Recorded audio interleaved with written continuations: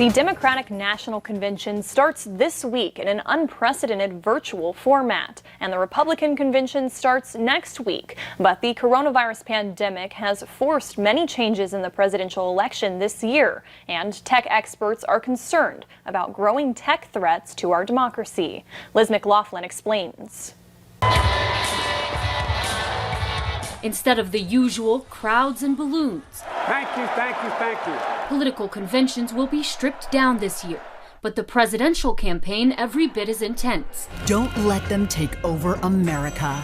Together, it's a battle we can win. Candidates are pouring money into ways to reach voters virtually. It means that it's an advertising war in a lot of ways, instead of an actual conversation. Putting even more pressure on social media companies who are attempting to clamp down on potentially problematic content. Misinformation and disinformation have become very standard part of political conversation. Most social networks beefing up restrictions to political ads and posts, sometimes adding a warning to content that may be false or taking it down altogether, even if it's from public officials, including the president, prompting criticism that tech companies are playing favorites. What I'm concerned about is you helping Joe Biden over President Trump.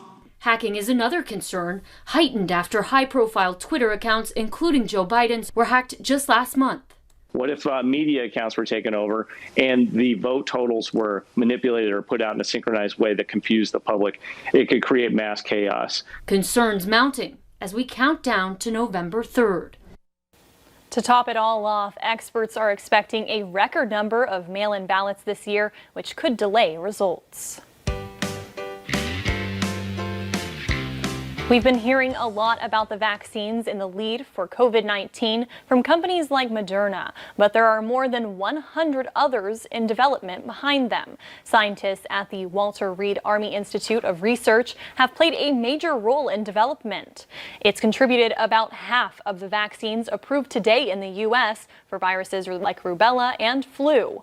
Now it's hard at work on the virus that causes COVID-19.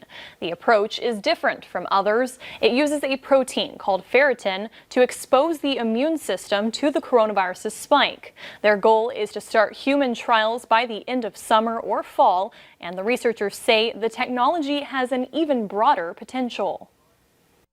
After we get this vaccine into humans and make sure that it's safe and looks to be effective just for SARS-CoV-2, we can then pivot this platform to become a pan-coronavirus or universal vaccine.